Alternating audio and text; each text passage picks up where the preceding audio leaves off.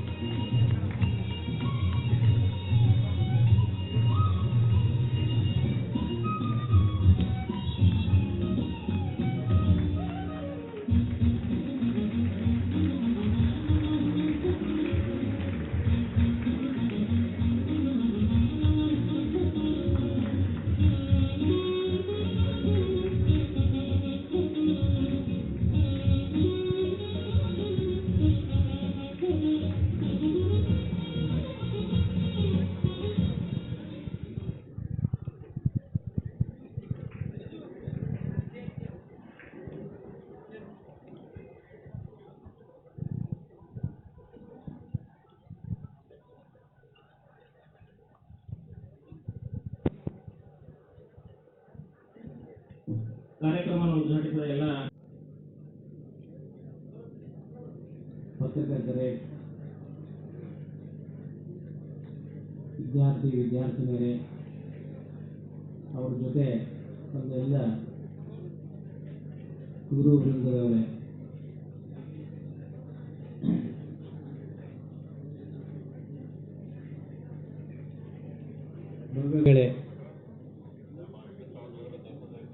ಇವತ್ತಿನ ದಿವಸ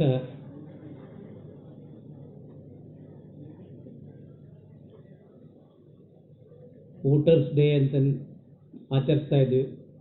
ತನ್ಮೂಲಕ ಇವತ್ತಿನ ಈ ಒಂದು ವೋಟರ್ಸ್ಗಳ ಬಗ್ಗೆ ಇರಬೇಕಾದಂತಹ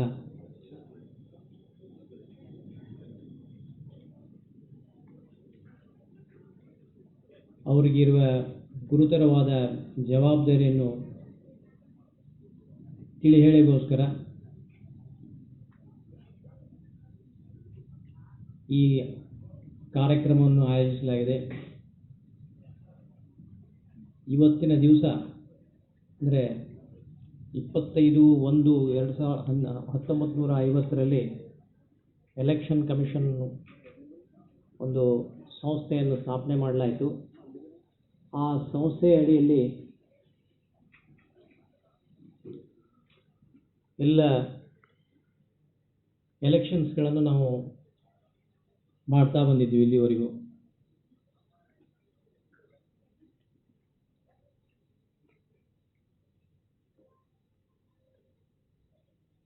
ಈಗೂ ಕೂಡ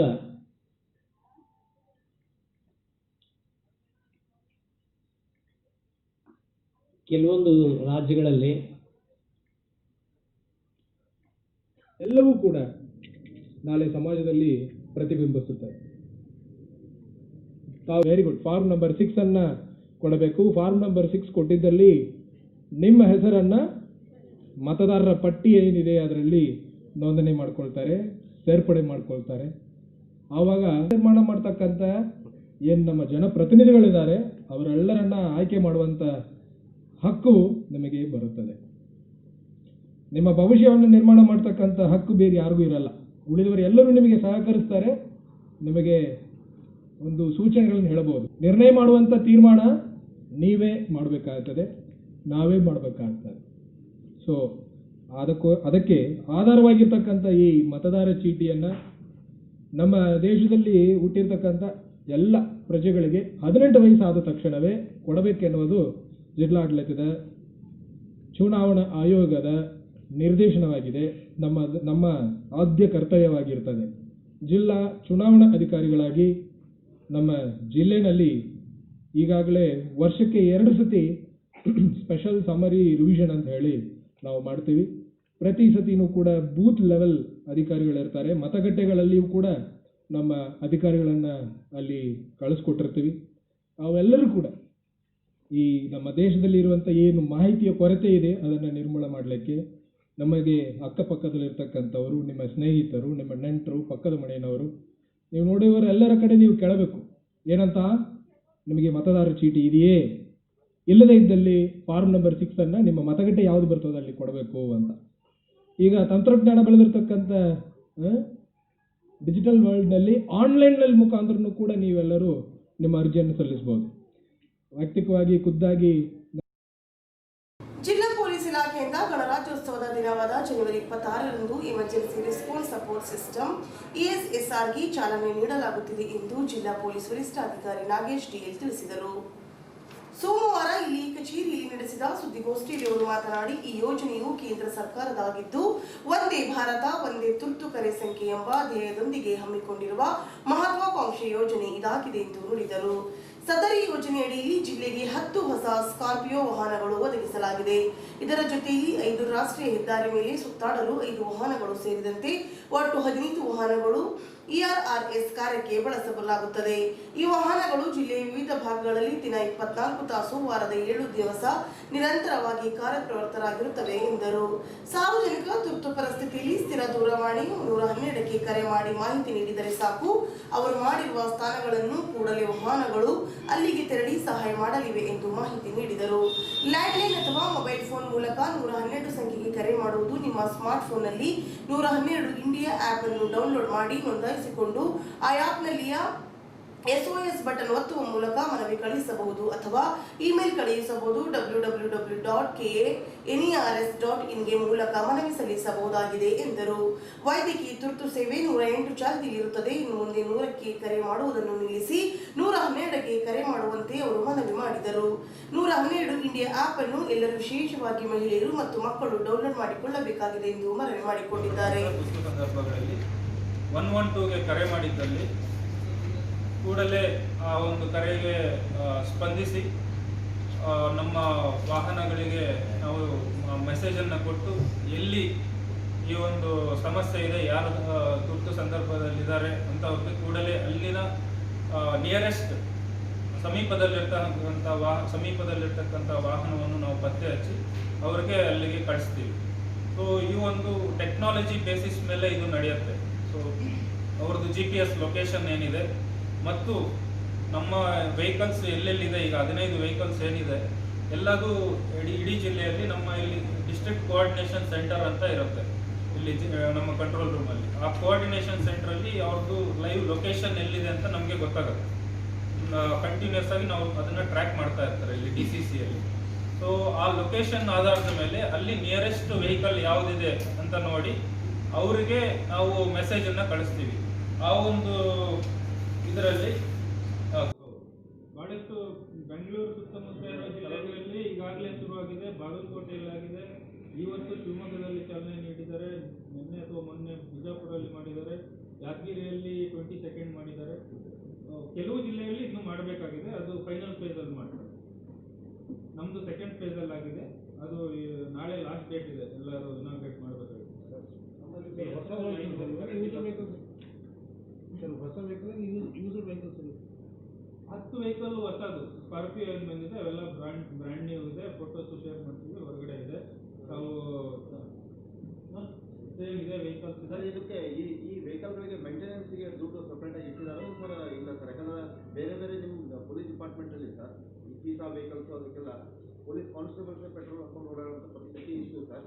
ಇದಕ್ಕೆ ಏನಾದರೂ ಇಲ್ಲ, ಇಲಾಖೆ ವತಿಯಿಂದ ನೀಡಿರೋ ಯಾವುದೇ ವೆಹಿಕಲ್ಗೆ ಪೆಟ್ರೋಲು ಇಲಾಖೆಯಿಂದ ಅವ್ರಿಗೆ ಇಷ್ಟು ಅಂತ ಇರ್ತದೆ, ಇಂತಿಷ್ಟು ಅಂತ ಇರುತ್ತೆ. ಸೊ ಅದನ್ನ ದಾಟಿ ಹೋದಾಗ ಅವರು ಮಾಡ್ಕೊತಾರೋ ಇರ್ಬೋದು. ಆದರೆ ಅದೊಂದು ಫಿಕ್ಸೆಡ್ ನಮಗೆ ಎಲ್ಲ ಸರ್ಕಾರಿ ವೆಹಿಕಲ್ಸ್ ಏನಿದೆ ಅದಕ್ಕೆ ನಾವು ಫ್ಯೂಲ್ ಇಲ್ಲಿಂದಾನೆ ಡಿಪಾರ್ಟ್ಮೆಂಟಿಂದಾನೇ ನೀಡಲಾಗ್ತದೆ. ಈ ವೆಹಿಕಲ್ಸ್ ಹೌದು, ಇದಕ್ಕೂ ಡಿಪಾರ್ಟ್ಮೆಂಟಿಂದಾನೇ ಇಡ್ತೀವಿ. ಯಾವುದು ಮೇಂಟೆನೆನ್ಸ್ ಎಲ್ಲ ಡಿಪಾರ್ಟ್ಮೆಂಟ್ ಎಲ್ಲ ಮೇಂಟೆನೆನ್ಸ್ ಡಿಪಾರ್ಟ್ಮೆಂಟಿಂದ. 112 ಆ್ಯಪಲ್ಲಿ ಒಂದು ಆಪ್ಷನ್ಸ್ ಇದೆ ಸರ್, ಆಧಾರ್ ಅಂತ ಬಂದಿದೆ. ಅದು ಯಾವ ಕೇಂದ್ರ ಆಗ್ತದೆ ಈಗ 112 ಪೊಲೀಸ್ ಐಟಿ ಫೈರ್ ಮೆಡಿಕಲ್ ಆಗಿ ಇನ್ನು ಆಧಾರ್ ಅಂತ ಆಪ್ಷನ್ಸ್ ಇದೆ. ಅಂದ್ರೆ ನೀವು ಅದರ್ ಸಮಸ್ಯೆ ಬೇರೆ ಏನಾದರೂ ಇರಬಹುದು ಅಂತ, ಈಗ ಅದು ಅದರ್ಸ್ ಅಲ್ಲಿ ಅದು ಬರುತ್ತೆ. ಇದು ಇಲ್ಲಕ್ಕೂ ಸಂಬಂಧಪಟ್ಟಿದ್ದು ಅಲ್ದಿರೋದು, ಅವಾಗ ನೀವು ಅದು ಪ್ರೆಸ್ ಮಾಡಿದ್ರೆ ನಿಮಗೆ ಕರೆ ಬರುತ್ತೆ. ಅವ್ರು ಕೇಳ್ತಾರೆ ಏನು ಬೇರೆ ಏನು ಸಮಸ್ಯೆ ಇದೆ ಅಂತ. ಅವಾಗ ಬೇಕಾದ್ರೆ ಆ ಸಂಬಂಧಪಟ್ಟ ಇಲಾಖೆಗೆ ಅದಕ್ಕೆ ಸಮಸ್ಯೆಗೆ ಬಗೆಹರಿಸೋದಕ್ಕೆ ಇದರಲ್ಲಿ 3 ಇರುತ್ತೆ. ಒಂದು PSAP ಅಂತ ನೀವು ಕರೆ ಮಾಡಿದ್ರೆ ಬೆಂಗಳೂರಲ್ಲಿ PSAP public safety answering point ಅಂತ, ಅದು ಬೆಂಗಳೂರಲ್ಲಿ ಇರುತ್ತೆ, ಕರೆ ಅಲ್ಲಿಗೆ ಹೋಗುತ್ತೆ. ಕೊಳರ್ಗಿ ಗ್ರಾಮದ ಹೊರವಲಯದಲ್ಲಿರುವ ಪ್ರಯಾವಿ ಕಾಲೇಜ್ ಆಫ್ ನರ್ಸಿಂಗ್ ಆವರಣದಲ್ಲಿ ಇತ್ತೀಚೆಗೆ ಪ್ರಯಾವಿ ಕಾಲೇಜ್ ಆಫ್ ನರ್ಸಿಂಗ್ ಮತ್ತು Umadevi Patil college of nursing, science Humnabad college ಸಂಯುಕ್ತಾಶ್ರಯದಲ್ಲಿ ಪ್ರಥಮ ವರ್ಷ ಪ್ರವೇಶ ಪಡೆದ BSc ನರ್ಸಿಂಗ್ ಕಾಲೇಜು ವಿದ್ಯಾರ್ಥಿಗಳ ಪ್ರತಿಜ್ಞಾವಿಧಿ ಸ್ವೀಕಾರ ಸಮಾರಂಭವು ನಡೆಯಿತು. ಸಮಾರಂಭವನ್ನು ENT ವಿಶೇಷ ತಜ್ಞರಾದ ಡಾಕ್ಟರ್ VV ನಾಗರಾಜ್ ಅವರು ದೀಪ ಪ್ರಜ್ವಲಿಸುವ ಮುಖಾಂತರ ಉದ್ಘಾಟಿಸಿದರು. ನಂತರ ಅವರು ಮಾತನಾಡಿ, ಶುಶ್ರೂಷಕಿಯರ ಸೇವೆ ಅಪಾರವಾಗಿದೆ. ಅವರು ಚಿಕಿತ್ಸೆಗೆ ಬರುವ ರೋಗಿಗಳ ನಿರಂತರ ಸಂಪರ್ಕದಲ್ಲಿದ್ದು ಸೇವೆ ಮಾಡುವ ಮುಖಾಂತರ ರೋಗ ಗುಣಪಡಿಸುವಲ್ಲಿ ವೈದ್ಯರಿಗಿಂತಲೂ ನರ್ಸ್ಗಳ ಮಹತ್ವದ ಪಾತ್ರವಿದೆ ಎಂದು ಕೊಂಡಾಡಿದರು. ವೈದ್ಯರು ರೋಗಿಗಳನ್ನು ತಪಾಸಣೆ ಮಾಡಿ ಚಿಕಿತ್ಸೆ ಸಲಹೆ ನೀಡುವರ ಬಳಿಕ ಇನ್ನುಳಿದ ಜವಾಬ್ದಾರಿಯನ್ನು ಅಲ್ಲಿ ನರ್ಸ್ಗಳು ವಹಿಸಿಕೊಂಡು ರೋಗಿಯನ್ನು ವಿಶ್ವಾಸಕ್ಕೆ ತೆಗೆದುಕೊಂಡು ಕೆಲಸ ಮಾಡುತ್ತಾರೆ. ಹೀಗಾಗಿ ಅವರ ಸೇವೆ ಅಸ್ಮರಣೀಯವಾಗಿದೆ ಎಂದು ನುಡಿದರು. ಪ್ರಪಂಚದಾದ್ಯಂತ ಹರಡಿರುವ ಮಹಾಮಾರಿ ಕೊರೋನಾ ಸೋಂಕಿನಿಂದ ನರಳುತ್ತಿದ್ದ ವ್ಯಕ್ತಿಗಳನ್ನು ಗುಣಪಡಿಸುವಲ್ಲಿ ನರ್ಸ್ಗಳ ಸೇವೆ ಅಮೋಘವಾಗಿತ್ತು. ವೈದ್ಯರು ಸಹ ಸೋಂಕಿತರ ಹತ್ತಿರ ಹೋಗಲು ಹೆದರಬೇಕಾಗಿತ್ತು. ಆದರೆ ನರ್ಸ್ಗಳು ಆ ರೋಗಿಗಳ ದಿನದ 24 ಗಂಟೆ ಸೇವೆಯಲ್ಲಿ ತೊಡಗಿಕೊಂಡಿರುವುದರಿಂದ ಇಂದು ಕೊರೋನಾ ನಿಯಂತ್ರಣ ಮಾಡಲು ಸಾಧ್ಯವಾಗಿದೆ. ಕೊರೋನಾ ಸೋಂಕು ನಿಯಂತ್ರಣ ಹಾಗೂ ಸೋಂಕಿತರ ಚಿಕಿತ್ಸೆ ನೀಡಿ ಗುಣಪಡಿಸುವಲ್ಲಿ ಪ್ರಮುಖ ಪಾತ್ರ ನರ್ಸ್ಗಳು ವಹಿಸಿದ್ದಾರೆ ಎಂದು ನುಡಿದರು. ಬೀದರ್ ಜಿಲ್ಲೆಯ ಸುಮಾರು 8,000 ಕೊರೋನಾ ಸೋಂಕಿತರಿಗೆ ಚಿಕಿತ್ಸೆ ನೀಡಿ ಅವರನ್ನು ಸೋಂಕಿನಿಂದ ಸಂಪೂರ್ಣವಾಗಿ ಗುಣಪಡಿಸಲಾಗಿದೆ. ಇದಕ್ಕೆ ಮೂಲ ಕಾರಣಭೂತರು ನರ್ಸ್ಗಳು ಎಂದರು. ವಿದ್ಯಾರ್ಥಿಗಳಿಗೆ ಪ್ರತಿಜ್ಞಾವಿಧಿ ಬೋಧಿಸಿ ಡಾಕ್ಟರ್ ಸಿಬಲ್ ಅವರು ಮಾತನಾಡಿ, ಫ್ಲಾರೆನ್ಸ್ ನೈಟಿಂಗಲ್ ತಮ್ಮ ಸೇವೆಯ ಸಂದರ್ಭದಲ್ಲಿ ಸೈನ್ಯದಲ್ಲಿನ ಯೋಧರ ಚಿಕಿತ್ಸೆಗಾಗಿ ಕೈಯಲ್ಲಿ ಮೇಣದ ಬತ್ತಿ ಹಿಡಿದುಕೊಂಡು ಹೋಗಿ ಅವರಿಗೆ ಚಿಕಿತ್ಸೆ ನೀಡಿದರು. ಹೀಗಾಗಿ ಅವರ ಜನ್ಮದಿನವನ್ನು ಇಡೀ ಪ್ರಪಂಚದಾದ್ಯಂತ ಆಚರಿಸಲಾಗುತ್ತದೆ ಎಂದು ತಿಳಿಸಿದರು.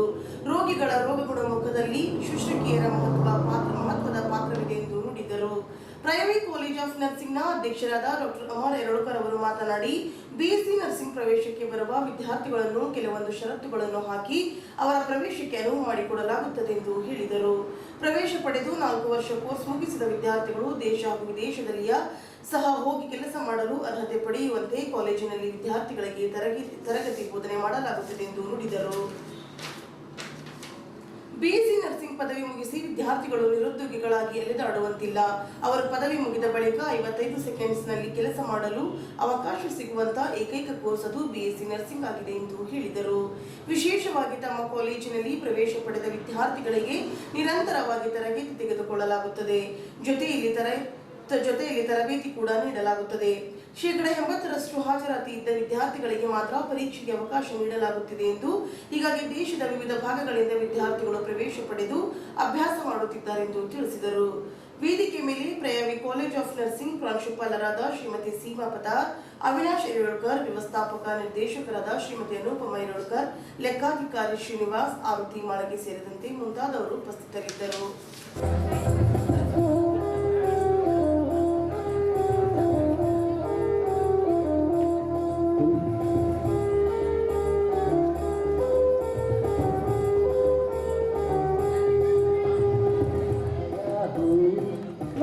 Let Sandhya to escort man to the dais.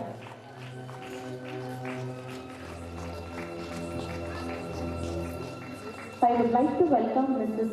Aarti, Director. I call Ms. Soni to honor Mrs. Anupama.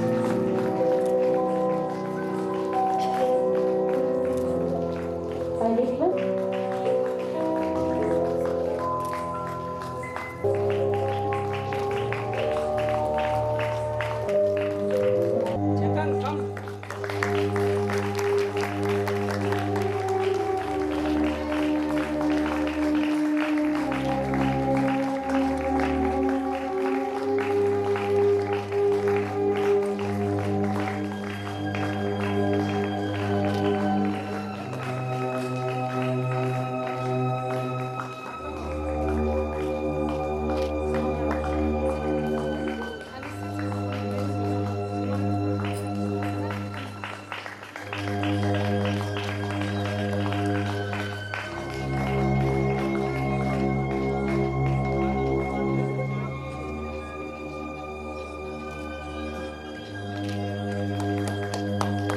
Thank you, sir. Thank you, everyone on the places. And I request students to take the pledge position. pass my life in purity. ಕೆಳಗಿಡ್ರಿ first ಮುಖ ಕಾಣಿಸಲ್ಲ ಇಲ್ಲ ಇಲ್ಲಿ ನೋಡ್ರಿ. Okay. Of my client. And will hold in confidence. All personal information. And family affairs. Entrusted to me. I will carry out the physician's orders. The annual report 2020-21 of Privy College of Nursing, Surabhi NGO Welfare Organization started in the year 2003. And its main venture was provided affordable healthcare and education to the rural sectors in and around Bidar district. With this aim in mind, our chairman, dynamic Dr. Amar Eralkar, started Private School of Nursing in 2004 and Surabhi Institute of Nursing in the year 2006 and Private College of Nursing in 2019. We can proudly say that our students are taking education in the best of facilities being provided. The passed out student nurses are very well placed and are doing very well in their lives. Also, we have able to cater to students from many parts of India like Kerala, Punjab, Uttar Pradesh, Haryana, Karnataka, Maharashtra, Himachal. This is a place where students from different parts of India stay together, share together, and learn to live together. The training is imparted by conducting regular classes, clinical postings, and timely evaluations, so that by the end of the course, they are completely trained and fully equipped to take on the and got through the 4 years course, and now you are out of the course now, and congratulate each one of सभी को मैं अभिनंदन करना चाहता हूं क्योंकि आप एक प्रेस्टिजियस कॉलेज से एक्सपीरियंस लेके आप बाहर आ चुके हैं, और सभी पेरेंट्स को प्राउड पेरेंटिंग, ये जो आपके बच्चे बाहर आके एक डिग्री लेके बाहर आ गए, इसलिए मैं सबको फर्स्ट बैच वो checking second year, so you are going out to the second year, so your first part of your course is completed, so I congratulate all of them for getting through with second year course. So मैं सभी को अभिनंदन करता हूं, और ये जो आप नर्सिंग के कोर्स जो चुने हैं इसके लिए भी मैं अभिनंदन करता हूं, क्योंकि ये एक आपके मन से जो सर्विस ओरिएंटेड कोर्स है. सभी कोर्स ऐसे नहीं होते, इसमें सर्विस है कि आप खुद इच्छा से आप ये कोर्स को चुनाया गया है. इसलिए मैं सबको एक बधाई देता हूं, क्योंकि ये कोर्स सर्विस है, क्योंकि आप कुछ देने के लिए आ रहे हैं कि सर्विस की. ऐसा पैंडेमिक में मैं इतने सिचुएशन देखा हूं, ये पैंडेमिक में कोरोना या कोविड-19 का, इसमें सभी लोग, सभी नर्सिंग का इतना बड़ा योगदान है. पूरे हिंदुस्तान में अगर कंट्रोल में कोरोना आया सिर्फ आप लोगों की वजह से, जो आप नर्सिंग केयर करें. डॉक्टर्स सेकंड आते हैं, सेकंड वॉरियर्स, फ्रंटलाइन वॉरियर में अगर फर्स्ट नाम अगर देना चाहते तो वो नर्सिंग को देना चाहिए. इसका योगदान बहुत है, क्योंकि हर दिन हम कोरोना में मैं भी काम कर रहा हूँ कि मैं कितने भी राउंड्स जाता था 5 to 10 मिनट्स ईच पेशेंट के साथ बिताता था, लेकिन nursing almost 6 to 8 hours they are with them. 8 घंटा पेशेंट के साथ ही रहते थे वो लोग, और केयर करते थे, उनको सलाह देते थे, और इसी कारण से पेशेंट बाहर आके अच्छे हो गए, क्योंकि उनका सर्विस या उनका केयर जो था ये कोरोना के बारे में, इसका योगदान बहुत है आप लोगों का. मैं इसलिए पूरे हिंदुस्तान के नर्सिंग को मैं बधाई देना चाहता हूं इस मोमेंट पे. आज आपके नाम केयर के जो ये है, इसमें आपका बहुत बड़ा योगदान है, क्योंकि आप इतना छोटे काम नहीं है. ये डॉक्टर का हर काम, हर स्ट्रेंथ, हर जो भी ताकत है वो आपके ऊपर निर्भर है. डॉक्टर सिर्फ नॉलेज को पेपर पे लिख के जाता है, लेकिन एग्जीक्यूट करना है या पेशेंट को देना चाहिए वो आप लोग है. सो आपकी जो केयर है उसे पेशेंट को बाहर लाता है. मेडिसिन के साथ साथ, डॉक्टर की नॉलेज के साथ साथ जो एग्जीक्यूटर है, जो ट्रीटमेंट को एग्जीक्यूट कर रहे हैं, वो आप लोग हैं. इसलिए आपका role in society in treating the patients is very very very very important.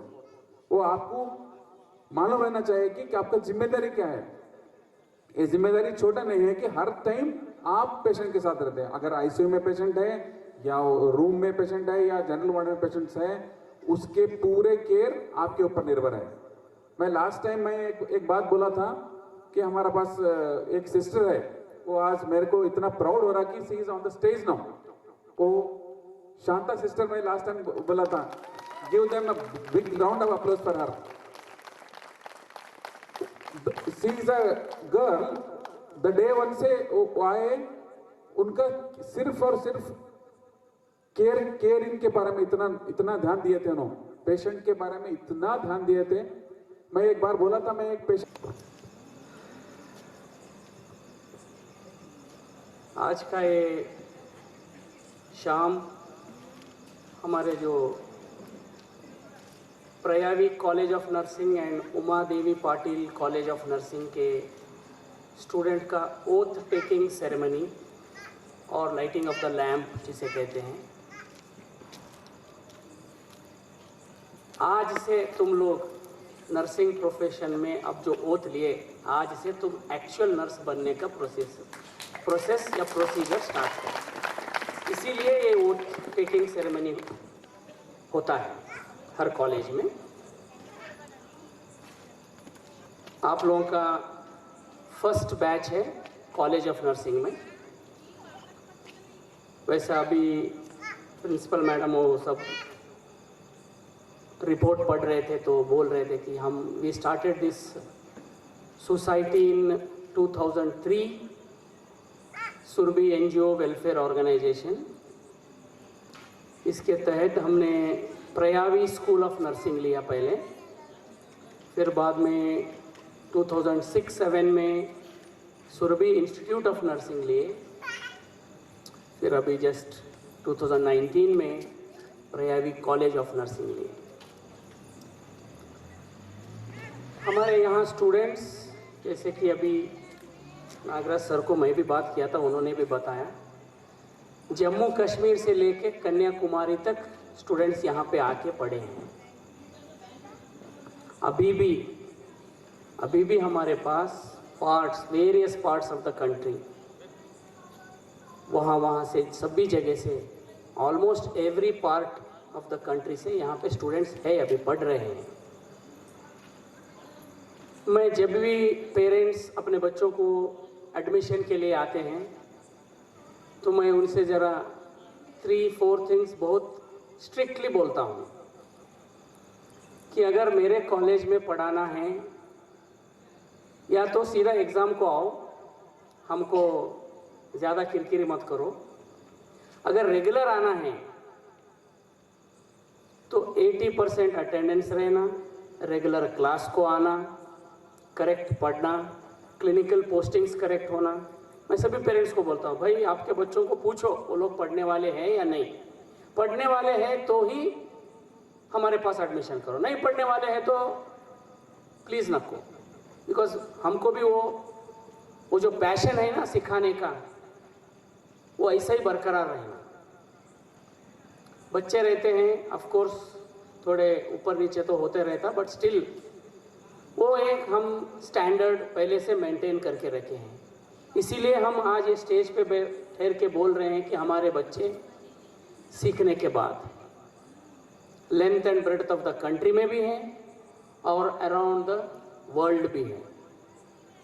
हमारे स्टूडेंट्स लंदन में हैं, हमारे स्टूडेंट्स यूरोप में हैं, हमारे स्टूडेंट्स न्यूजीलैंड में हैं, ऑस्ट्रेलिया में हैं, इंडिया में तो डेफिनेटली है। यहाँ पे जब भी आपका पेरेंट्स आए हैं, इसलिए बोल रहा हूँ, जब भी आपका लड़का हो या लड़की हो, कोर्स कंप्लीशन सर्टिफिकेट लेंगे तो वो लोग जब भी हॉस्पिटल जाएं या कोई कॉलेज जाएं, टीचिंग के लिए हो या, क्योंकि बीएससी वालों को एक ऑप्शन है टीचिंग प्रोफेशन में भी जा सकते हैं, या कोई हॉस्पिटल जाएं, 60 सेकेंड्स में उनको जॉब मिलेगा। 60 सेकेंड्स मतलब 1 मिनट।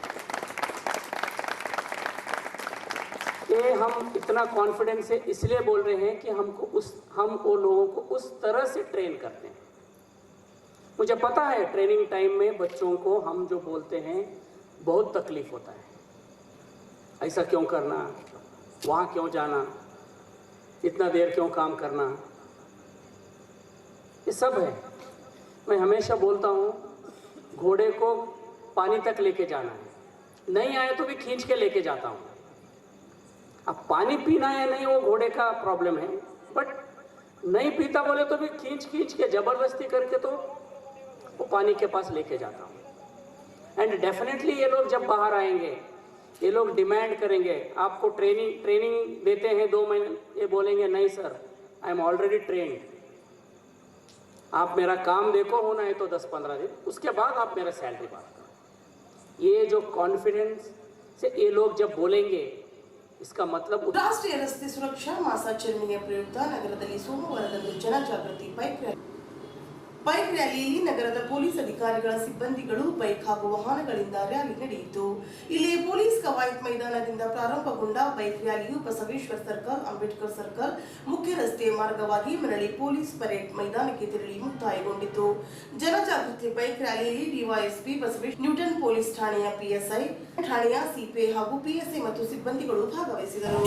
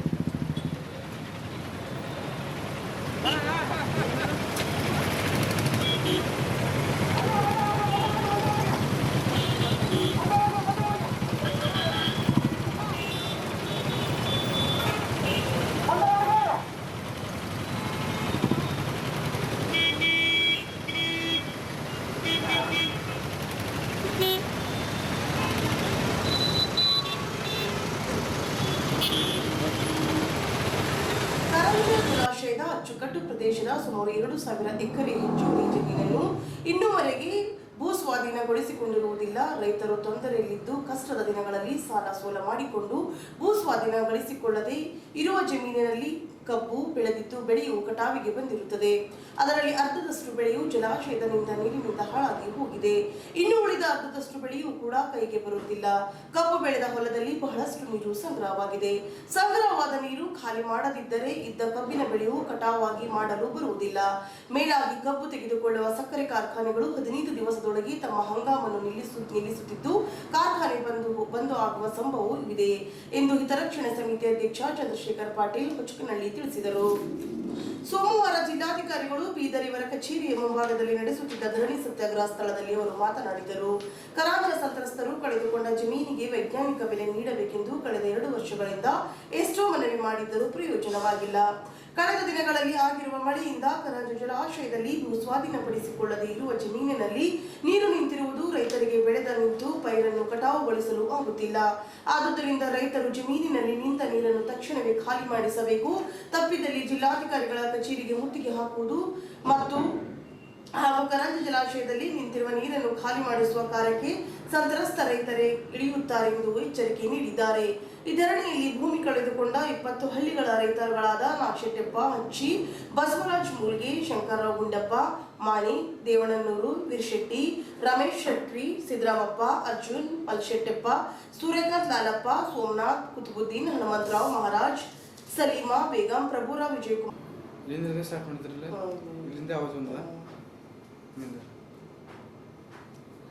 ಧರಣಿ ಸ್ಥಳಕ್ಕೆ ಭೇಟಿ ನೀಡಿ ಡಿವೈಎಸ್ಪಿ ಬಸವೇಶ್ವರ ಹೀರ ಅವರು ತಮ್ಮ ಪೊಲೀಸ್ ತಂಡದೊಂದಿಗೆ ಆಗಮಿಸಿ ರೈತರೊಂದಿಗೆ ಮಾತನಾಡಿ ತಮ್ಮ ಸಮಸ್ಯೆಗಳ ಕುರಿತು ಸಂಬಂಧಪಟ್ಟ ಅಧಿಕಾರಿಗಳು ಸರ್ಕಾರದೊಂದಿಗೆ ಮಾತನಾಡಿ ಪರಿಹರಿಸುವ ನಿಟ್ಟಿನಲ್ಲಿ ಪ್ರಯತ್ನ ನಡೆಸುತ್ತಾರೆ. ತಾವು ಧರಣಿ ಹಿಂದಕ್ಕೆ ಪಡೆಯುವಂತೆ ಮಾಡಿಕೊಂಡು ಮನವಿ ರೈತರು ಸ್ಪಂದಿಸಿ ಧರಣಿ ಸತ್ಯಾಗ್ರಹವನ್ನು ಕೈಬಿಟ್ಟಿದ್ದರು.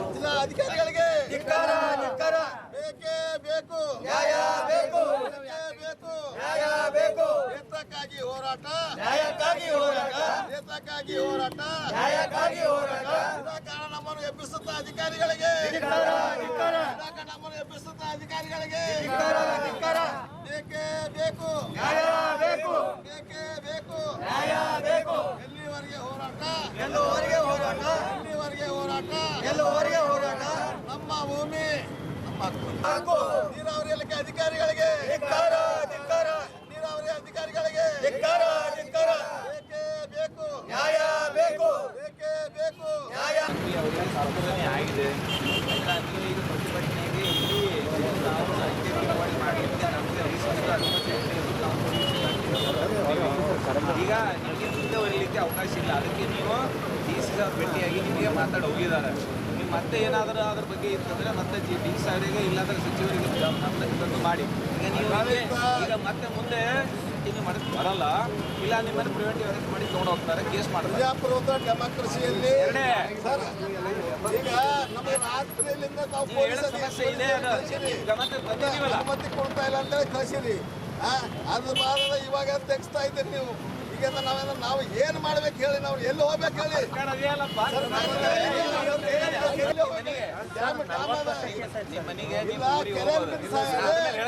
ಕೆರೆಯಲ್ಲಿ ಬಿದ್ದು ಸಾಯರೆ ಈಗ ನಾವು ಹೇಳದ್ ಕೇಳಿದ್ರೆ ಆಮೇಲೆ ಹೇಳ್ತೀವಿ.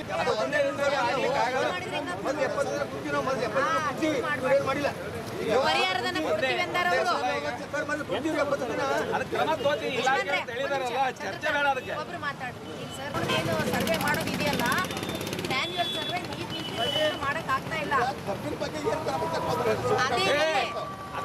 ಈಗ ಮಾತಾಡಿದಾರಲ್ರಿ, ಮಾತಾಡಿದಾರಲ್ಲ, ಸರ್ ಮಾತಾಡಿದ್ದಾರೆ. ನೀರ್ ಖಾಲಿ ಮಾಡಕ್ ಬರೋದಿಲ್ಲ ಇವ್ರೆ, ಅದ್ರ ಬಗ್ಗೆ ಪರಿಹಾರ ಕೊಡ್ತಾರ ಸರ್ವೆ ಪರಿಹಾರ ಅದು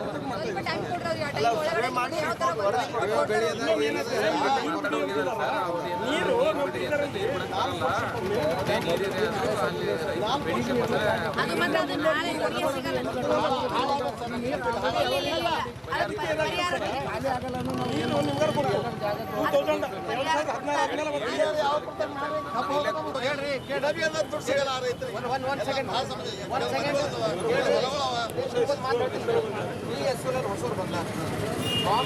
ಯಾಕಂದ್ರೆ ಸ್ವಂತ ನನ್ನ ಸಂಘಟ ಹೊಲ ಕಂಡೆ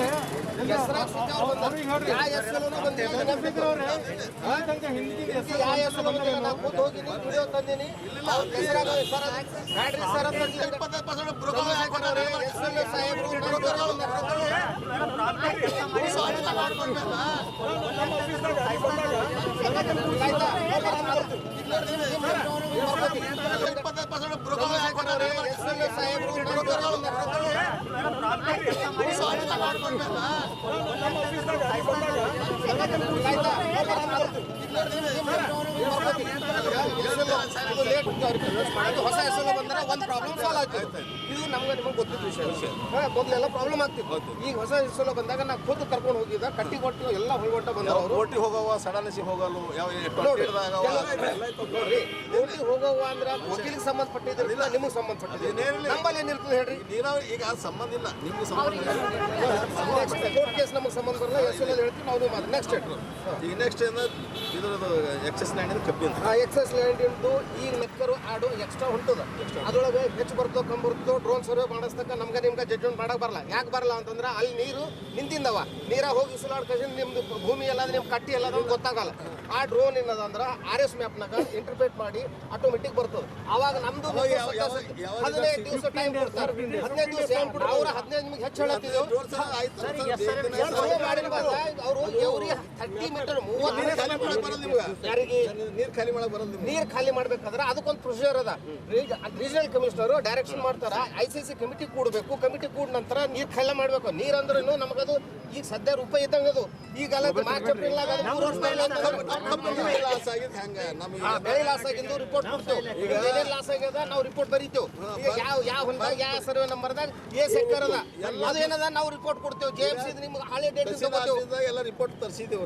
ತರ್ಸರ್ ಅದು ಸಾಬು ಕುಂತು ನಾವು ಮಾಡ್ತೀವಿ. ಬೆಳೆ ಪರಿಹಾರ ಸರ್ಕಾರ ಕೊಡ್ಲಕ್ಕ ಅದೇನೇ ಇಲ್ಲ. ನೀರು ಬಂದಿತ್ತಲ್ಲ, FRL ತುಂಬಿತ್ತಲ್ಲ, 2016 ಡೇಟ್ ಆಫ್ ಪೊಸಿಷನ್ ಕೊಡ್ತೀವಿ. ಈಗ ನೆಕ್ಸ್ಟ್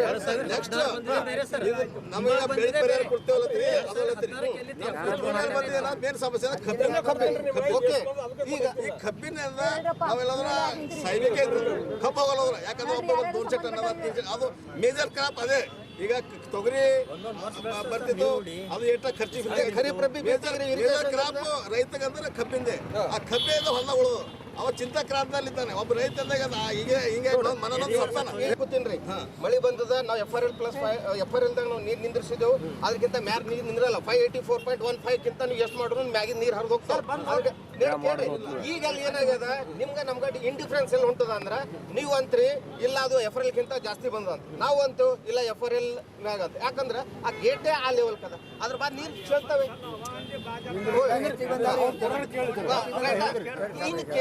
ಇನ್ ಕೇಸ್ ಯಾವ ಬಿ ಅಗರ್ ಬಿಟ್ಟು ಹೋದ ಪ್ರಕರಣ ಇತ್ತು, ಎಲ್ಲರ ನೀರು ನಿಂತಿದ್ದು, ನಮ್ಗೆ ಈಗ ಇಮಿಡಿಯೇಟ್ ಕೊಡ್ರಿ, ಈಗ ಪ್ರಪೋಸಲ್ ನಾವು ತಯಾರು ಮಾಡಿ ಕಳಿಸ್ತೀವಿ. ಮಾಡೋಣ. ಕಾರಂಜಿ ಮುಳುಗಡೆ ಸಂತ್ರಸ್ತರ ಹಿತರಕ್ಷಣಾ ಸಮಿತಿ ವತಿಯಿಂದ ಇವತ್ತು ಧರಣಿ ಸತ್ಯಾಗ್ರಹ, ನಮ್ಮ ರೈತರು ಎಲ್ಲ ಕಾರಂಜಿ ಮುಳುಗಡೆ ಸಂತ್ರಸ್ತರು ಭಾಗವಹಿಸಿ ಈ ಧರಣಿಯಲ್ಲಿ ಜಿಲ್ಲಾಧಿಕಾರಿ ಪರಿಹಾರ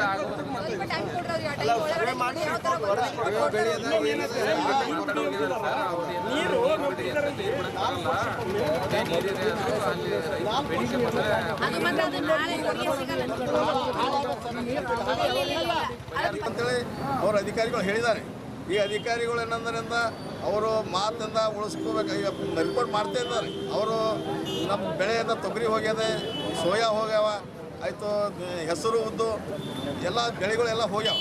ಈಗ ಮುಂದೆ ಬರ್ತಾ ದಿನದಲ್ಲಿ ನಾವೆಂದ ಅವ್ರ ವಿಶ್ವಾಸ ಮೇಲೆ ನಾವೆಂದ ನೀರು ಖಾಲಿ ಮಾಡ್ತೀವಿ ಅಂದ್ರೆ ಮತ್ತೆ 4-5 ದಿವಸ ನಾವು ಟೈಮ್ ನೋಡ್ತೀವಿ. ನೋಡಿ ಅಂದ್ರೆ ನಾವೆಂದ ಮತ್ತೆ ಬಂದಂಥ ಶಾಸಕರು ಮನೆ ಮುಂದೆ ಘೇರಾವ್ ಮಾಡ್ತೀವಿ, ಮತ್ತು ಜಿಲ್ಲಾ ಉಸ್ತುವಾರಿ ಮಂತ್ರಿ ಘೇರಾವ್ ಮಾಡ್ತೀವಿ. ನೀರು ಖಾಲಿ ಮಾಡಿಸೋ ಸಲುವಾಗಿ ನಾವು ನಿರಂತರ ಹೋರಾಟ ಮಾಡ್ತೀವಿ. ಅಧಿಕಾರಿ ಮೇಲೂ ವಿಶ್ವಾಸ ಸಿಕ್ಕಲ್ಲ. ಯಾಕಂದ್ರೆ ಇಲ್ಲಿಂದ ಈಗ ಇದು ಕ್ರಾಂತಿ ಆಗಬೇಕಾಗ್ಯದ. ಅದಕ್ಕಾಗಿಂದ ಸಂಬಂಧಪಟ್ಟ ಶಾಸಕರ ಮನೆ ಮುಂದೆ ಧರಣಿ ಮಾಡ್ತಾ ಇದ್ದೀವಿ. ಆಮೇಲೆ ಉಸ್ತುವಾರಿ ಮಂತ್ರಿ ನಾಳೆ ಬರ್ತಾ ಇದ್ದಾರೆ, ಅವ್ರಿಗೂ ನಾವೆಂದ ಘೇರಾವ್ ಮಾಡ್ಬೇಕಂತ ಉದ್ದೇಶ ಅದ ನಾಳೆ ದಿನ. ನಾಳೆ ಯಾಕಂದ್ರೆ ಬಿಡೋದಿಲ್ಲ ನಾವು ಇಷ್ಟಕ್ಕೆ. ಯಾಕಂದ್ರೆ ಅವ್ರು ಬಂದಿಂದ ಕುರ್ಜಿಯಿಂದ ಅವ್ರದ್ದು ನೋಡ್ಕೋದ ಕುಂತ್ರೆ ಈಗ ಇದು ಆಗಲ್ಲ. ಈ ಯಡಿಯೂರಪ್ಪರು ಬಂದು ಹೋದರು, ಬರೀ ರೈತರ ಬಗ್ಗೆ ಏನು ಕೇಳಿಲ್ಲ. ಬರೀ ಅಂದ್ರೆ ಬಸವ ಕಲ್ಯಾಣಕ್ಕೆ ಮಾಡಿ 500-600 ಕೋಟಿ ಕೊಟ್ಟು ಹೋದರು. ಈಗ ರೈತರಿಂದ ಕಾರ್ಯಸ್ವಾತಂತ್ರ್ಯ ಸಾಯ್ತಾ ಇದ್ದೀವಿ. ಇಲ್ಲಿ ಅಂದ್ರೆ ನೀವು ವಿಶೇಷ ಪ್ಯಾಕೇಜ್ ಮಾಡ್ತಾ ಇದ್ದೀರಿ, ಯಾವುದೋ ಸರ್ಕಾರದಾಗ ಏನೂ ಆಗ್ತಾ ಇಲ್ಲ. ಮುಂದೆ ಬರ್ತಾ ಇದ್ದರೆ ನಾವೆಲ್ಲ ಉಗ್ರ ಹೋರಾಟ ಮಾಡೋಕ್ಕೆ ತಯಾರಾಗ್ತೀವಿ. ಮುಂದೆ ಈಗ ಸದ್ಯಕ್ಕೆ ನಮ್ಗೆ ಕಬ್ಬು ಹೋಗೋದು ಬೇಕಾಗ್ಯದ. ನಾವೆಲ್ಲ ಈಗ ರೀಸೆಂಟ್ಲಿ 15 ದಿವಸ ಫ್ಯಾಕ್ಟ್ರಿ ಬಂದಾಗವ, ದಯಮಾಡಿ ಫ್ಯಾಕ್ಟ್ರಿಯಿಂದ ಕಬ್ಬು ಹಾಕ್ಸಿ ಅಂತ ಹೇಳಿದ್ವಿ. ಈ ಜಿಲ್ಲಾ ಸಂಬಂಧಪಟ್ಟ ಈಶ್ವರ್ ಖಂಡ್ರೆ ಅವ್ರು ಇರ್ಬೋದು, ರಾಜಶೇಖರ್ ಪಾಟೀಲ್ ಇರ್ಬೋದು, ನಮ್ಮ ಬಂಡೆಪ್ಪ ಕಾಶಂಪುರ್ ಇರ್ಬೋದು, ರಹೀಮ್ ಖಾನ್ ಇರ್ಬೋದು, ಈ ಎಲ್ಲರೂ ಶಾಸಕರಾಗಲಿ MLCಗಳಾಗಲಿ ಇವರಿಂದ 4,000 ಟನ್ ಕಬ್ಬು ಆಗ ನಮ್ಮ ಕಬ್ಬು ಹೋಗ್ಲಾರ್ದಾಗ ಇಲ್ಲೇ ಉಳಿದವರು ಅಂದ್ರೆ ಧಿಕ್ಕಾರ ಮಾಡ್ತೀವಿ. ಜಿಲ್ಲಾ ಆಡಳಿತಕ್ಕೆ, ಜಿಲ್ಲಾ ಉಸ್ತುವಾರಿ ಮಂತ್ರಿಗಳು ಧಿಕ್ಕಾರ ಮಾಡ್ತೀವಿ. ಅದು ಕಬ್ಬು ಆಗಿದ್ರು ಅಂದ್ರೆ ಇವ್ರು ಏನೋ ಜಿಲ್ಲಾ ನಾಯಕರು ಹರ ಅಂತೇಳಿ ನಾವಂತ ಅವ್ರ ಮೇಲಿಂದ ವಿಶ್ವಾಸ ಇಕ್ಕಿಂದ ಇವತ್ತು ನಾಳೆಯಿಂದ ಬರ್ತಕ್ಕಂಥ ದಿನದಲ್ಲಿ ಅವ್ರಿಗಿಂದ ಎಲ್ಲೋದಲ್ಲಿಂದ ಕಂಡಲ್ಲಿಂದ ನಾವಂದ ಬಿಡೋದಿಲ್ಲ. ನಾವು ಕಾರ್ಯಸಂತರು ಯಾಕಂದ್ರೆ ಬೀದಿ ಪಾಲಾಗಿದ್ದೀವಿ. ಈ ಬೀದಿ ಪಾಲಾಗಿ ಹೋರಾಟ ಮಾಡ್ತಾ ಇದ್ದೀವಿ. ಮನೇಲಿ ಒಂದಿನ ಇರ್ತಾ ಇಲ್ಲ. ನಮ್ಗೆ ಹೆಂಡ್ರು ಹಾಕೊಳ್ಳೋ, ಮಕ್ಕಳು ಹಾಕೊಳ್ಳೋ, ಯಾರು ಹಾಕೊಳ್ಳೋ ಏನಾಗ ಆ ಪರಿಸ್ಥಿತಿ ಆಗ್ಯಾವ. ಯಾಕಂದ್ರೆ ನಮ್ಮ ಹೆಂಡ್ರು ಬೈಲತ್ತಾವ, ಏನು ಹೋಗ್ಲತ್ರಿ ದಂಧೆಯಲ್ಲಿ ಏನು ಇದು ಮಾಡತ್ರಿ, ಇದು ಇಲ್ಲ ಅಂತೇಳಿ. ಅದಕ್ಕೆ ನಾವು ಆಸ್ತಿನ ಹೋಗ್ಯದ ಮತ್ತು ಹೋರಾಟ ಮಾಡೋದೇ ಒಂದೇ ಕೆಲಸದನಿ. ಈಗ ಇಲ್ಲೋ ಡ್ಯಾಮ್ನ ಸಾಯ್ಬೇಕಾಯ್ತದ, ಇಲ್ಲೋರು ಯಾರ ಅಧಿಕಾರಿ ಜೀವ ತೊಗೋಬೇಕಾಯ್ತದ, ಯಾವುದರಿಂದ MLAಗಳ ಜೀವ ತೊಗೋಬೇಕಾದ್ರೆ ನಾವಾರು ಜೀವ ಕೊಡ್ಬೇಕಾಯ್ತದೆ. ಈಗ ಇದಕ್ಕೆ ಬಿಟ್ಟರೆ ನಮ್ಮ ಕೆಲಸನೇ ಏನಿಲ್ಲ. ಅದಕ್ಕಾಗಿ ಏನಂದ್ರೆ ಮುಂದೆ ಜಿಲ್ಲಾಡಳಿತ ಇದರಿಂದ ಎಚ್ಚರ ವಹಿಸಬೇಕು. ನಮ್ಮ ಬಗ್ಗೆ ಕಳಕಳಿ ಭಾವನೆಯಿಂದ ತೊಗೊಂಡಿಂದ ಇದಕ್ಕಿಂತ ನಿರ್ಣಯ ತೊಗೊಂಡು ಮುಂದೆ ಬರ್ತಾ ದಿನದಲ್ಲಿ ನಮ್ಗೆ ಶಾಶ್ವತವಾದ ಪರಿಹಾರ ಕೊಡ್ಬೇಕಂತೇಳಿ ನಾವೇನು ನಿರಂತರ ಹೋರಾಟ ಮಾಡೋರಿದ್ದೇವೆ. ನಾವು ಇವತ್ತಿಗೆ ಇದು ಸಿಗೋದಿಲ್ಲ. 71 ದಿನ ಯಾವ ರೀತಿ ಹೋರಾಟ ಮಾಡಿದ್ದೀವಲ್ಲ ಆ ರೀತಿ ಮುಂದೆ ಬರ್ತಾ ದಿನದಲ್ಲಿ ನಿರಂತರ ಹೋರಾಟ ಅದ. ಇದು ಇವತ್ತಿಗೆ ನಿಲ್ಲಲ್ಲ. ಯಾಕಂದ್ರೆ ಅವ್ರು ಕಾರಂಜ ನೀರಿಂದ ಇಟ್ಟು ನೀರು ನಿಲ್ಲಿಸ್ತದೆ ಅಂದ್ರೆ ನಮ್ಗೆ ಕೊಲ್ಲಾಗ್ತಾ ಇದ್ದಾರೆ. ಯಾವುದೋ ನಿರ್ಣಯದಿಂದ ಕರೆಕ್ಟಾಗಿ ಹೋಗ್ತಾ ಇಲ್ಲ. ಏನೋ ಡ್ರೋನ್ ಸರ್ವೆ ಹೇಳಿದ್ದಾರೆ, ಅವ್ರು ಏನೋ ರಿಪೋರ್ಟ್ ಬರಬೇಕಂತ. ಆ ರಿಪೋರ್ಟು ಎಲ್ಲಿವರೆಗೆ ಅಂತ ಬಂದಿಂದ ನಮ್ಗೆ ಈ ಕೂಡಲೇ ಅಂತ ಜಿಲ್ಲಾಡಳಿತರು ಹೇಳಿದ್ದೀವಿ. ನಾವು ಏನಾದರೂ ಮಾಡಿ ಅಂದ್ರೆ ನಮ್ಮೆಲ್ಲ ಕಬ್ಬಿಂದ ಹಾಕಿ, ಇಲ್ಲವ್ರು ನಮ್ಮ ಆತ್ಮಹತ್ಯೆ ಮಾಡ್ಕೊಳ್ಳೋದೇ ಒಂದೇ ದಾರಿ ಅದ. ಬೇರೆ ಕಬ್ಬರ ದುಡ್ಡು ಬರೋದೇ ಕಬ್ಬಿನದು ನಮ್ಮ ರೈತಗೆ. ಅದು ತೊಗರಿ ಹೊಂಟೋದು, ಸೋಯಾ ಹೊಂಟೋದು, ಎಲ್ಲನೇ ಹೊಂಟೋಗ್ಯಾವ. ಏನು ಮಾಡ್ಬೇಕು ಹೇಳ್ರಿ ನಮಗೆ ಅಂತ, ಯಾಕಡೆ ಹೋಗ್ಬೇಕು? ಅದಕ್ಕಾಗಿ ಮುಂದೆ ಬಂದಿದ್ದಲ್ಲಿ ನಾವೆಂದ ಉಗ್ರ ಹೋರಾಟ ಮಾಡ್ಬೇಕಂತ ನಿರ್ಣಯ ತೊಗೊಂಡಿದ್ದೇವೆ. ನೋಡೋಣ ಈಗ ಕಬ್ಬಿಂದ ಇವತ್ತಿನ ಹೋರಾಟ ವಾಪಸ್ ಯಾಕೆ ತಗೊಂಡ್ರಿ? ಇವತ್ತಿನ ಹೋರಾಟ ವಾಪಸ್ ಯಾಕೆ ತೆಗೆದುಕೊಂಡ್ರಿ? ವಾಪಸ್ ಅಂದ್ರೆ ವಿಶ್ವಾಸದ ಮೇಲೆ ನೀರಿಂದ ನಮ್ಗೆ ಸದ್ಯಕ್ಕೆ ಏನಂದ್ರೆ ಕಬ್ಬಿನ ಸಮಸ್ಯೆ ಅದ. ಕಬ್ಬಿಂದು ನೀರು ಖಾಲಿ ಮಾಡ್ತೀವಿ ಅಂತ ಆಶ್ವಾಸನೆ ಕೊಟ್ಟಿದ್ದಾರೆ. ಈಗ ಜಿಲ್ಲಾ ನಾಯಕರು ಅವರಿಗೆ ಅಂತ ನಾವು ಮನವಿ ಮಾಡ್ಕೊತೀವಿ. ಅವ್ರೇನಂದ್ರೆ ಈಗ ಫ್ಯಾಕ್ಟ್ರಿಯಿಂದ ನೀರಿಂದ ಕಬ್ಬು ಹೋಗೋದಿಲ್ಲ. ಈ ಸಂತ್ರಸ್ತ ರೈತರ ಹೊಲದಾಗಿಂದ ಕಬ್ಬುಗಳವನಿ ಏನಾದರೂ ಮಾಡಿದಾಗ ಕಬ್ಬಿಂದ ಹಾಕ್ಸ್ಬೇಕಾಗ್ತಂತ ಹೇಳ್ತೀವಿ. ಯಾರಿಗೇನ ಜಿಲ್ಲಾಡಳಿತ ಸಾಯೋರಿಗೆ ಸಾಯ್ಬೇಡ ಅಂತೇಳಿ ಒಂದು ಕಾನೂನು ಅದ. ಅದಕ್ಕೆ ಜಿಲ್ಲಾಡಳಿತ ಸಾಯಿಸ್ತದ ಅಂದ್ರೆ ಸಾಯಿಸಲ್ಲ ಯಾಕೆ ನಮ್ಗೆ? ಯಾಕಂದ್ರೆ ಯಾವುದೇ ಒಂದು ವ್ಯಕ್ತಿ ಸಾಯ್ತಾನ ಅಂದ್ರೆ ಅವ್ರಿಗೆ ಬದುಕಿಸೋದು ಕೋಶಿಶ್ ಇರ್ತದೆ. ಆದ್ರೆ ಇವತ್ತು ಭೂಸ್ವಾಧೀನ ಆಗಿದ್ದೇ ಹೊಲದಾಗ ಕಬ್ಬಿರ್ಬೋದು, ಭೂಸ್ವಾಧೀನ ಆಗದೇ ಇರೋದು ಹೊಲದಾಗ ಅಂತ ಕಬ್ಬಿರ್ಬೋದು. ಯಾವುದೇ ಕಬ್ಬಿದ್ರು ಅದು ಕಬ್ಬು ಫ್ಯಾಕ್ಟ್ರಿಗೆ ಹೋಗಲೇಬೇಕು. ಅದಕ್ಕಾಗಿ ನಾವು ಮುಂದೆ ಬರ್ತಾ ಈ ಜಿಲ್ಲಾಡಳಿತದ ಎಚ್ಚರಿಕೆಯಿಂದ ವಹಿಸಿ, ಯಾಕಂದ್ರೆ ಅವನು ಭೂಸ್ವಾಧೀನ ಅನ್ನೋದು ಆತ್ಮಹತ್ಯೆ ಮಾಡ್ಕೊಂಡ್ರೆ ಅವನು ಆತ್ಮಹತ್ಯೆ ಮಾಡ್ಕೊಂಡ್ರೆ ರೈತೆ, ನಾವು ಸ್ವಾಧೀನ ಇಲ್ಲದ ರೈತರು ಕಬ್ಬು ಅವನು ಆತ್ಮಹತ್ಯೆ ಅವನು ರೈತೆ. ಅದಕ್ಕಾಗಿ ಎಲ್ಲ ರೈತ ಎಲ್ಲರಿಗೂ ಕಬ್ಬಿನಿಂದ ಒಂದು ಸಮಸ್ಯೆ ಅದ. ನಮ್ಮ 4-5 ಸಾವಿರ ಟನ್ ಕಬ್ಬು ಇದೆ. ಅದಕ್ಕಾಗಿ ಹೋಗ್ಬೇಕು ಕೂಡಲೇ ಜಿಲ್ಲಾಡಳಿತ ಎಚ್ಚರಿಕೆ ವಹಿಸ್ಬೇಕು ಇದ್ರ ಬಗ್ಗೆ. ಸಕ್ಕರೆ ಕಾರ್ಖಾನೆಗಳು ಇದ್ರ ಬಗ್ಗೆ ಎಚ್ಚರಿಕೆ ವಹಿಸ್ಬೇಕು. ಸಕ್ಕರೆ ಕಾರ್ಖಾನೆ ಬಂದ್ ಮಾಡ್ಬೇಕು ಅಂತ ನಾವು ಸತ್ತಿದ್ದೇವೆ. ಆದ್ಮೇಲೆ ಸಕ್ಕರೆ ಕಾರ್ಖಾನೆ ಮೇಲೆ ನಾವು ವಿಶ್ವಾಸ ಇಟ್ಟೇವು. ಏನೋ ಫ್ಯಾಕ್ಟ್ರಿನ ಚಾಲು ಇಕ್ಕಿ ನಮ್ಮ ಕಬ್ಬುಗಳು ಕಾರ್ಯಸಂತರ ಕಬ್ಬಿಂದ ಒಯ್ಬೇಕಂತೇಳಿ ಜಿಲ್ಲಾ ಫ್ಯಾಕ್ಟ್ರಿ ಅವ್ರಿಗೆ ನಾವು ಮನವಿ ಮಾಡ್ಕೊಳ್ತೀವಿ. ಈಗ ಎಲ್ಲ ಏನು ಮಹಾತ್ಮ ಗಾಂಧಿ ಶುಗರ್ ಫ್ಯಾಕ್ಟ್ರಿ ಇರ್ಬೋದು, ಅಥವಾ ನಾರಂಜ ಶುಗರ್ ಫ್ಯಾಕ್ಟ್ರಿ ಇರ್ಬೋದು, ನಮ್ಮ BKSK ಫ್ಯಾಕ್ಟ್ರಿ ಇರ್ಬೋದು, ನಮ್ಮ ಭಾರತೇಶ್ವರ ಶುಗರ್ ಫ್ಯಾಕ್ಟ್ರಿ ಎಲ್ಲ ಫ್ಯಾಕ್ಟ್ರಿಯವ್ರಿಗೆ ಮನವಿ ಮಾಡ್ಕೊತೀವಿ. ಏನಾದರೂ ಮಾಡಿ ನಮ್ಗೆ ಕಬ್ಬಿಂದ ಒಯ್ಯತ್ತನ್ನ ಫ್ಯಾಕ್ಟ್ರಿ ಚಾಲು ಇಕ್ಕಿ ನೀರಿಂದ ಖಾಲಿ ಮಾಡ್ತೀವಿ ಅಂದ್ರೆ ನೀರಾವರಿ ಅಧಿಕಾರಿಗಳು. ಅದಕ್ಕಾಗಿ ಮುಂದೆ ಬಂದಲ್ಲಿ ಇದರಿಂದ ಕ್ರಮ ತೆಕ್ಕೊಂಡು ಮುಂದೆ ಬರ್ತಾರೆ. ಮತ್ತಂದ್ರೆ ನಾವೆಲ್ಲ ಹೋರಾಟಕ್ಕೆ ಅಂದ್ರೆ ನಾವೆಲ್ಲ ಇಳಿತೇವೆ ಅಂತೀವಿ.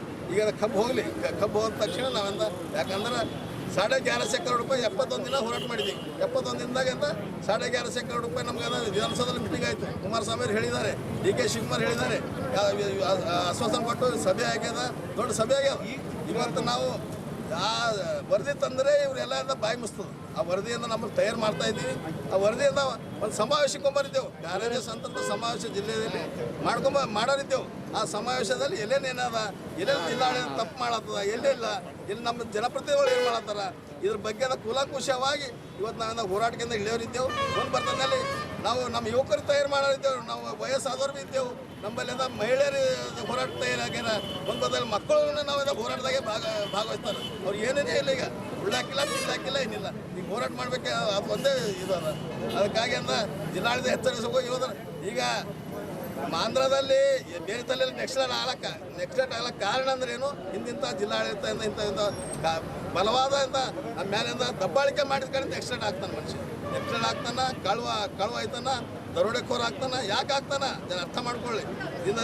ಈ ಥರ ಕಾನೂನು ನಮ್ಮ ಇವರು ಅಂತಾರೆ, ನಮ್ಮ ಕೃಷಿ ಮಂತ್ರಿ ಆತ್ಮಹತ್ಯೆ ಮಾಡ್ಲಿಕ್ಕೆ ಹೇಡಿ ಅಂತಾರೆ ರೈತ. ಹೇಡಿ ಅಂದ್ರೆ ಈಗ ಕಬ್ಬು ಹೇಳಿದ್ರೆ ಕಬ್ಬು ಹೋಗಲ್ಲ, ಹೋದ್ರೆ ಬೆಳೆ ಹೋದ್ಮೇಲೆ ಬೆಳೆ ಇದ್ದ ಹೊಂದಾಗಿ ಬೆಳೆ ಹೋದ್ಮೇಲೆ ಈಗ ಆತ್ಮಹತ್ಯೆ ಮಾಡ್ಕೊ ಏನು ಮಾಡ್ತಾನೆ. ನಮ್ಮ ಮಂತ್ರಿಗೆ ಅಂತ ಅವ್ರ ಕೃಷಿ ಮಂತ್ರಿ ಏನು ಗೊತ್ತಾಗಲ್ಲ ಏನಿದೆ ಇದ್ರ ಬಗ್ಗೆ ಅಂತ ಹೇಳಿ ಆಗ್ಲಿಕ್ಕಿಲ್ಲ. ಇಲ್ಲಿ ನಿಮ್ಮ ಅಧಿಕಾರಿಗಳು ಏನು ತಪ್ಪು ಮಾಡ್ತಾರೆ, ಇದ್ರ ಬಗ್ಗೆ ಕ್ರಮ ತೆಕ್ಕೊಳ್ಳಿ. ಇದಕ್ಕಾಗಿ ಏನಾದ್ರು ನೀವಂದ ಮುಂದೆ ಇದು ರಾಜ್ಯದಲ್ಲಿ ಮುಖ್ಯಮಂತ್ರಿಯವರಿಂದ ಬೇಜವಾಬ್ದಾರಿ ವಹಿಸ್ತಾ ಇದ್ದಾರೆ. ನೀರಾವರಿ ಮಂತ್ರಿನೂ ಜಾರಕಿಹೊಳಿ ಭೇಟಿಯಾಗಿ ಬಂದೆವು, ಏನೂ ಕ್ರಮ ತೆಕ್ಕೊಂಡು ಇಲ್ಲಿವರೆಗೆ ಡ್ಯಾಮ್ ಹತ್ರ ಬಂದರು, ಎಲ್ಲ ಬಂದರು.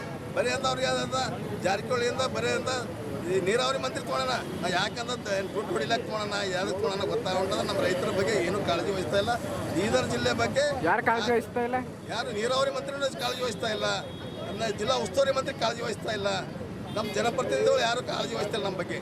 ಅದಕ್ಕಾಗಿ ಅಂದ್ರೆ ಜನಪ್ರತಿನಿಧಿಗಳು ಟೋಟಲ್ ಆಗಿ ಅಂತ ಮುಖ್ಯಮಂತ್ರಿ ಬಂದು ಮನೆ ತೊಗೊಳ್ತಾ ಇರಲಿಲ್ಲ. ಬೀದರ್ಗೆ ಬಂದು ಅವರು ಬಸವ ಕಾರಣಕ್ಕೆ ಹೋಗೋದ ರೈತರ ಬಗ್ಗೆ ಏನು ಕಾರಂಜದ ಬಗ್ಗೆ ಏನು ಮಾತಾಡಿಲ್ಲ. ಇದೇ ಮತದಾನ ನಮ್ಮೆಲ್ಲರ ಸಂವಿಧಾನಿಕ ಹಕ್ಕಾಗಿದೆ. ಕಾಡೂರು ಸತ್ಯನಾರಾಯಣಾಚಾರ್ಯ. ಪೊಲೀಸ್ ಇಲಾಖೆಯಿಂದ ESSR ಸೇವೆ ಜನವರಿ 26ಕ್ಕೆ ಚಾಲನೆ. 100 ನಿಲ್ಲಿಸಿ 112ಕ್ಕೆ ಕರೆ ಮಾಡಲು ನಾಗೇಶ್ DL ಮನವಿ. BSc ನರ್ಸಿಂಗ್ ವಿದ್ಯಾರ್ಥಿಗಳಿಗೆ ಪ್ರತಿಜ್ಞಾ ವಿಧಿ ಸಮಾರಂಭ. ರೋಗಿಗಳ ಚಿಕಿತ್ಸೆಯಲ್ಲಿ ಶುಶ್ರೂಷಕಿಯರ ಸೇವೆ ಅವಿಸ್ಮರಣೀಯ. Doctor VV Nagaraj. ರಾಷ್ಟ್ರೀಯ ರಸ್ತೆ ಸುರಕ್ಷಾ ಮಾಸಾಚರಣೆ. ನಗರದಲ್ಲಿ ಬೈಕ್ ರ್ಯಾಲಿ ಹಾಗೂ ಹೊಲದಲ್ಲಿ ನಿಂತ ನೀರು ಖಾಲಿ ಮಾಡಿಸದಿದ್ದರೆ ಉಗ್ರ ಹೋರಾಟ. ಚಂದ್ರಶೇಖರ್ ಪಾಟೀಲ್. ಇದರೊಂದಿಗೆ ನಮ್ಮ ಈ ವಾರ್ತಾ ಪ್ರಸಾರ ಮುಕ್ತಾಯವಾಗುತ್ತದೆ.